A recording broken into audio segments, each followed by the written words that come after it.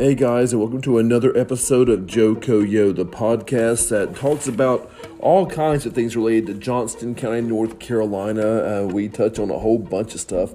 Besides Johnston County, we also talk about North Carolina as a whole, United States history. We go nearly everywhere in American history, but we kind of focus on what happens here. And today, our episode is going to focus not on Johnston County in particular, but on, where Johnston County got its name from. Doesn't sound like it'd be a real exciting episode, but you haven't heard it yet. So you're going to like it. It's like ridiculous. And it's a lot of information, so I'm going to talk slower than I normally do just so you can listen, because this is like a soap opera, man. Of course Johnston County is founded like a soap opera, but it is. So, in case you don't know, Johnston County, North Carolina was created in 1746 during the governorship of the royal governor named Gabriel Johnston. Yes, that's where the name came from.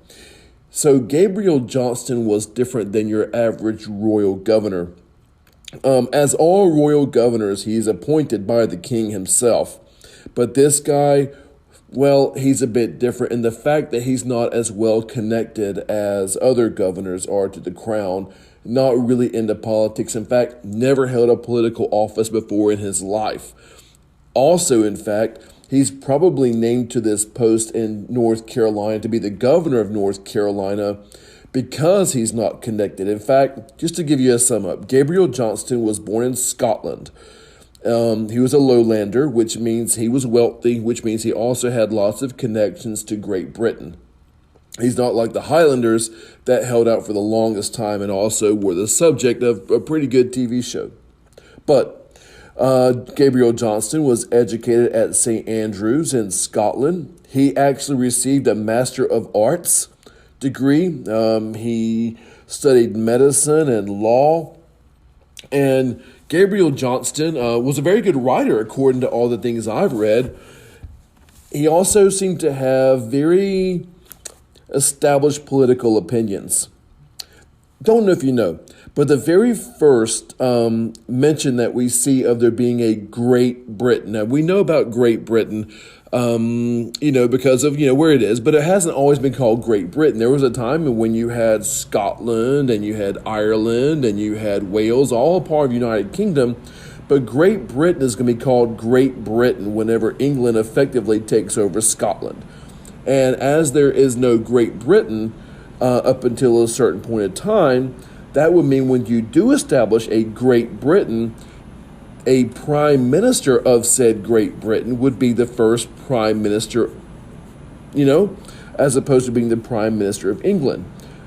So, whenever England finally took over Scotland and had it and held it, then the very first prime minister of Great Britain, his name is Robert Walpole. He is the first prime minister, and this happens whenever Gabriel Johnston is somewhat young.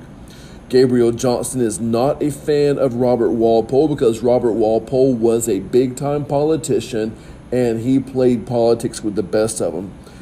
Robert Walpole is going to be the prime minister under George I and George II, which means that George III is going to be, George II's son. But Robert Walpole was according to Gabriel Johnston, not a very just man, and that's one of the reasons why Gabriel Johnston didn't like him. He seemed to be very mean to the Scots in general. So Gabriel Johnston's going to use his Master of Arts and his really, really good command of the language, and he's going to begin writing political exposés or political expositions, actually, with other guys that you may have heard of before if you ever follow British literature, and a guy named Bolingbroke. And, anyway, he's going to write very logically and also very critically of Robert Walpole. While he is loyal to the king, as he's supposed to be, he's not a fan of Robert Walpole. What's going to happen is that since he's critical of Robert Walpole, other people that are critical of Robert Walpole are going to like what Gabriel Johnston's writing, making him kind of a celebrity in the government opposition. So that's good. People read Gabriel Johnston stuff, and again, somewhat a bit of a celebrity. So here's the thing, though. In case you don't know, writing doesn't exactly make money as much as, other careers. So writing is nice. It doesn't make money, even if it does make influence.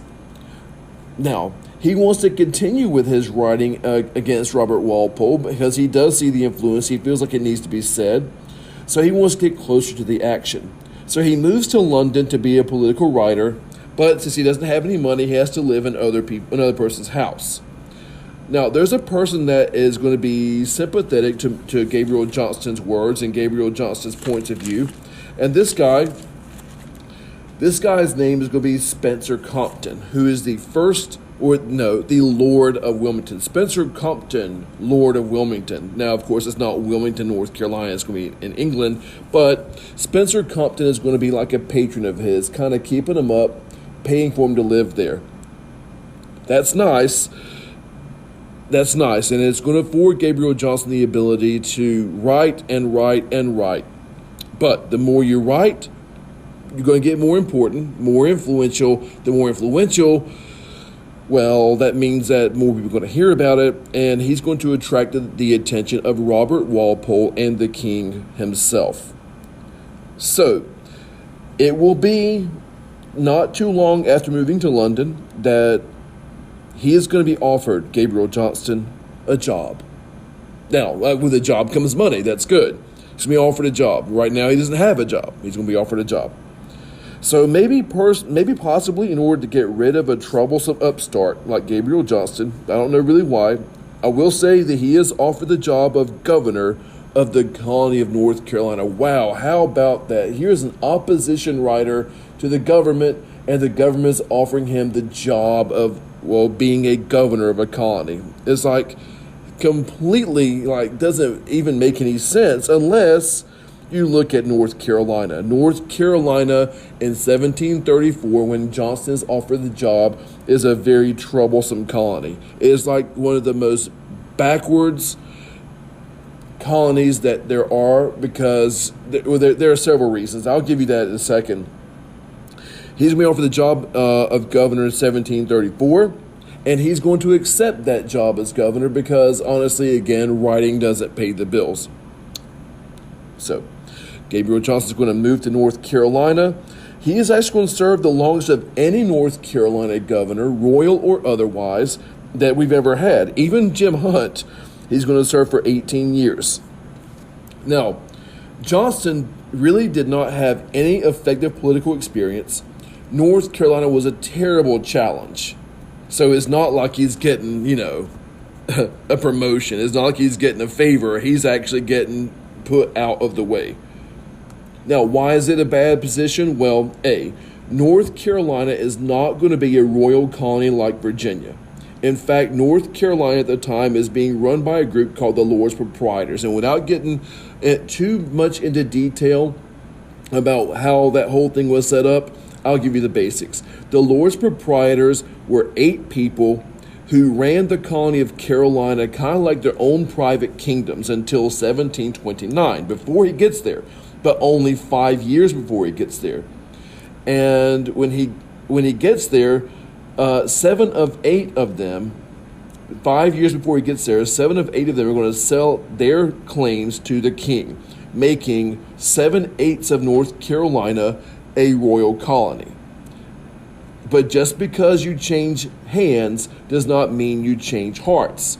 So you still had 7 out of 8 regions of North Carolina who are really not that loyal to the king, but are loyal to their lords proprietors, at least still in their hearts. And there's even an eighth one. His name is John Carteret. It may sound familiar. He's also known as Lord Granville, who may sound also familiar. The 8th refused to sell his, even though it was in North Carolina, and the people had to obey British law. There's one part called the Granville District. Granville refused to sell, and he even retained control of his area all the way up to the Revolution. So even though they followed British law, Lord Granville, John Carteret, ran his show. And what makes it even more complicated is that Lord Granville, John Carteret, is actually his district where the de facto colonial government sits. At the time, the colonial government sat in a town called Edenton, which is right square in the Granville district, meaning that the one place in all of North Carolina where the capital was in the place that was owned by a man who refused to assent himself to royal authority. That's going to be complicated, especially considering that Edenton, since it was the capital, you had a whole political system built around Edenton and Lord Granville, and what can he do for us and what can we do for him. There's a whole deep, I hate using the word, but I want to use the word. It was a political swamp. And that's another problem. Because you see, Gabriel Johnston was given the job to make North Carolina submit to royal authority, and that is not going to happen as long as that swamp's going to exist. He was commanded to assert his royal authority. So that's complicated. Well, another problem about North Carolina is that things called blank patents were being given out to friends of Granville and other powerful families. For example, there's a family called the Moore family of Brunswick Town at the very mouth of the Cape Fear. They're all getting blank patents. Basically what that means is blank patents are like land deeds. They describe land with, like creek here, mountain there, without actually defining and setting the borders for that land. And without the borders for the land, you don't really know how many acres you actually have in these lands. So, like, people would go to Granville or the Moore family, and they would say things like, "Hey, I want that land over there. It has a creek, it has a stream, or whatever." But you don't really know where the acres are. So, if you don't know the acres, you can't pay taxes on the acres that you do not, or you do know that you have. So you have a bunch of people that are getting blank patents, blank land deeds from these families without paying taxes. So friends of important families could be large landholders and not have to pay a single penny in taxes for that. What that does do, on the other hand, is make those landowners loyal to those families. That's bad. A third problem is that people were abusing something called quit rent. Now, what quit rent was a fee paid by a landowner to the king, which allows him to get out of having to serve in the colonial military or any kind of other public service. So as long as you paid this fee called a quit rent, you don't have to actually serve. It was going to allow you to spend more time on your property and your plantation, whatever it may be. And here's the issue with that. Well, people were abusing it. There were so many people that were abusing it because there was no one record of who had paid their quit rent and who had not for years. So on top of that, he doesn't have any idea where the money's coming from and where it's not coming from. A fourth problem, people outside of the Granville district in the northern part of the state largely traded with Charleston, South Carolina. And so, therefore, their loyalties will be more with South Carolina than they will be with North Carolina. So you have in North Carolina a northern swamp and effectively a southern swamp. And he's given that job too. Next up problem, record keeping before Johnston was pretty much lax at best. I mean, some documents, some record keeping was even just complete forgery. And he's coming into that position. This is not a peach job. This is a crappy job. And that's why Johnston, as an opposition to the government, is being given it. He's given the choice, take this or not, and he takes it. So, when he becomes governor, he sees all these problems, and really, honestly, I would want to quit. Johnston, he's got that Scottish spirit, I guess, so to speak. So when he was named governor, he came up with a few plans. One, instead of moving his capital to Edenton into the swamp like all the guys before him, He's going to say, I'm not doing that. He's going to move his capital down to the south. But at the same time, if he moves his capital to the south, that's going to put him right in the heart of Moor country, where those families are running that show. So you can't move it from the northern swamp and just put it in the southern swamp, because you're still keeping it in the swamp. So what he decides to do is that he's going to establish a brand new colonial capital. He's going to make a brand new town. Now the town actually exists, but he's going to move his operations to a town which is far enough away from the Moor heart of Moor family country.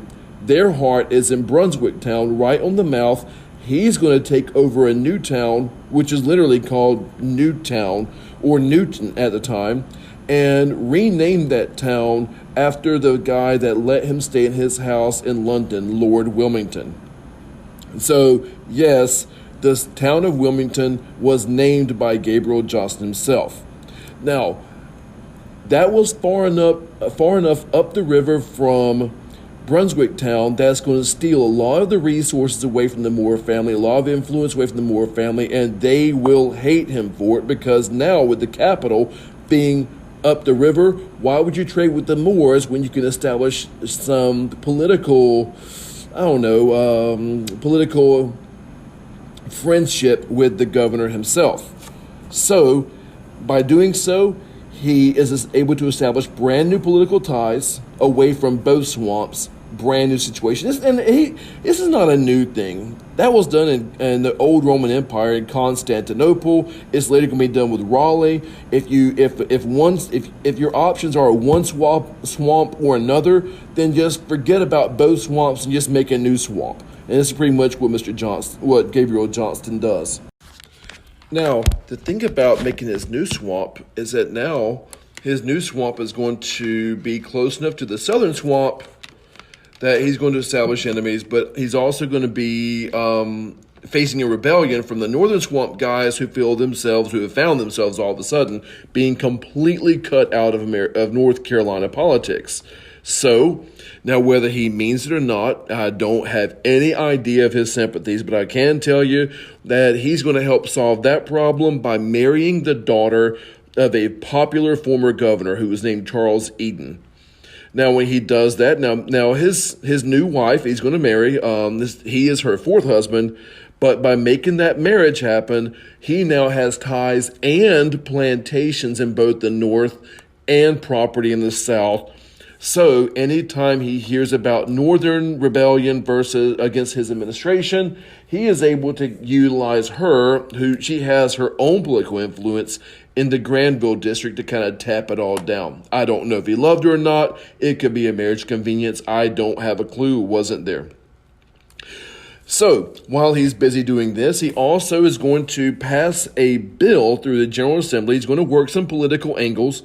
He's going to get the General Assembly to approve of a bill that is going to encourage settlement to North Carolina. As many people from the outside as can move in, please come in. Now, what is that going to do? Well, by getting in a bunch of outsiders, hopefully he can, again, stir up the swamp, maybe mess up the swamps of North and South. If you bring in new groups, that's going to mean new people equals new dynamics. The idea here is to minimize the competing factions of North and South. How is he going to encourage them? He's going to offer people coming in from other colonies and from other countries to live in North Carolina tax-free for 10 years. I mean, I would take that deal. You come here, buy the land, move in, tax-free 10 years. Now, there are two places in particular that he wants them to move to as one of the conditions. One, he wants them to come to the west, and he wants them to come to the south. In the west, he wants people to move in there so as to take attention. See, that's the thing about that. The North Carolina he knew, the furthest west that there was future Johnston County, roughly. So if you can move in people to the west of that area, then you can make eventually another swamp, or at least another political faction that could offset North and South, both of which were in the east. So he's going to try to encourage Germans from the colony of Pennsylvania to move into North Carolina. In fact, one particular group of Germans called Moravians, sort of Amish-ish, but he's offering them lots of acreage for effectively free, no taxes. Northerners don't come down here for lower taxes, do they? Nah. Anyway, so he's going to encourage German Moravians from Pennsylvania to move into the West, and then to break up and sort of help out with the South. He's going to encourage some of his people that he feels are going to be more loyal to him. He's going to invite Scottish people to move into the southern region right along the Cape Fear. Come as many as you possibly can. Why Scots? Because he's Scottish. And he's also going to offer them pardons. Any Scottish rebel against the British crown that be willing to move to North Carolina and establish their settlements on the Cape Fear River can have all of their crimes pardoned. That is going to be a big deal. And that also is going to be the subject of another thing later on, another episode, which is going to be sort of an extra one. As a result of him encouraging immigration of Germans, northern Germans, northern meaning Pennsylvania, coming into the South for lower taxes, which, that's not going to work, right?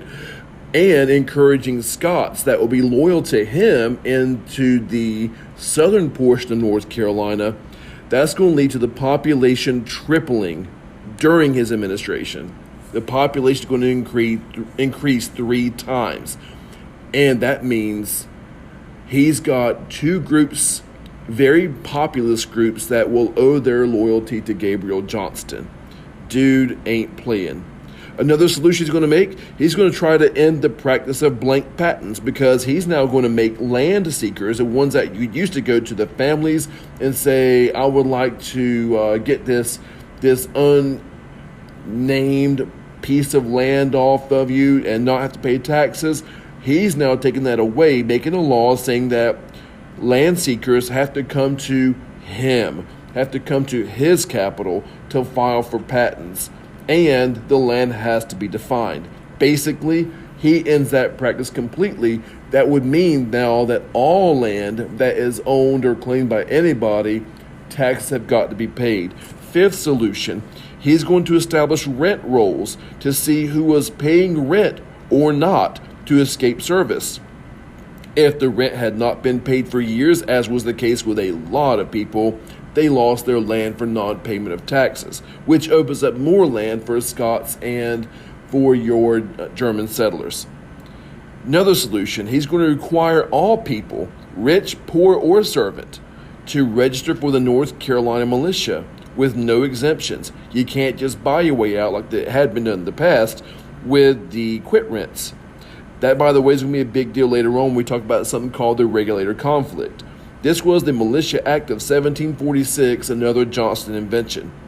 During his administration, he's going to get the General Assembly to pass laws to make new roads, so North and South actually have to talk and commerce with each other. He's going to also have 6 new counties, because of the population increase, get established during his administration. And yes, Johnston County is one of them, named for him. We're going to have the first printer. We're going to have the first newspaper. He's going to establish the first set of fort systems in North Carolina along the coast, because Great Britain is having wars with Spanish and French, and not to mention the pirates that some former governors, including his wife's father, has been accused of, or had been accused of, making deals with pirates that would make them richer. What this is going to do is that's going to prevent people living on the coast from making deals that would maybe be detrimental to the goodness, to the benefit of North Carolina. So, to help diminish pirate, Spanish, and French influence, he's going to set up forts. Now, there are other bills that he's going to get passed, other laws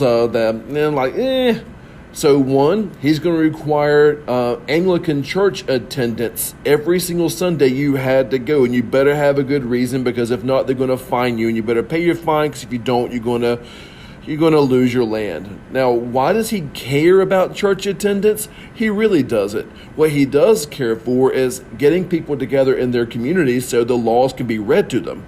And the only real place that's going to happen that is pretty dependable is in churches. He's not caring about your religious beliefs. He's caring that you go to a place. He's going to pass a law also, where the General Assembly is, that's going to make preachers read the law in church. So much for separation of church and state, huh? Another one he's going to do, which, depending on your point of view, he's also going to get the General Assembly to pass laws that would require unwed mothers of children with they're not married to their children's father, to either name the father of their child in public so that he could financially support that child, or they'll go to jail and lose their children. And that is Governor Johnston. Governor Johnston, who Johnston County is named after, is going to be named to be the governor of North Carolina in 1734, and will be out of office in 1752. He will move up to the Granville district, where he will eventually die. Odd how that works. People are going to not like him. The Moore family hates him. Some of the guys up in Edenton will live their whole lives and not like him. He's going to make enemies on both sides. But one thing that Johnston can say, and what he also tells his daughter later on, is that people can call him many things, and it can say lots about his administration, but his administration was known for organization and management. Some said he was guilty of fraud, trickery, and double dealing. Sure, why not? But he also is going to get North Carolina on its feet in a way that it had never had before. So there's our Governor Johnston. Now, I always like to give a little bit of trivia for you and sort of set up some other stuff. In case you're curious, and just in case you just like that whole trivia thing, you ever have a TV show called North Carolina Jeopardy, which you're not, but just in case. He is going to have a couple of connections besides just him being the governor and the marrying of a former governor's daughter. His daughter, Penelope, is going to marry a guy named Colonel John Dawson. And John Dawson is going to be the father, and he and Penelope are going to have a child named William Johnston Dawson, who's become a member of the U.S. House and helped to prepare the site for the new city of Raleigh, sort of following in his grandfather's footsteps, making a brand new town, a brand new capital where, the swamps ain't going to work. He's going to help prepare the site for the new city of Raleigh, and so therefore Dawson Street is named after the grandson of Governor Johnston. Another kind of a cool thing that we see Governor Johnston does, he has a nephew named Samuel Johnston, who's become a 2-term governor after the Revolution. And there's one more thing of trivia that I'd like to put out there to you. In 1746, that's the year Johnston County is created, named after Gabriel Johnston, something else happens in England that's going to set up some really big complications. But I'm not going to tell you that today. It's going to impact him personally, and it will change Johnston. It will change North Carolina forever. It will change Scotland forever. But that's another episode. Hope you enjoyed it, and as always,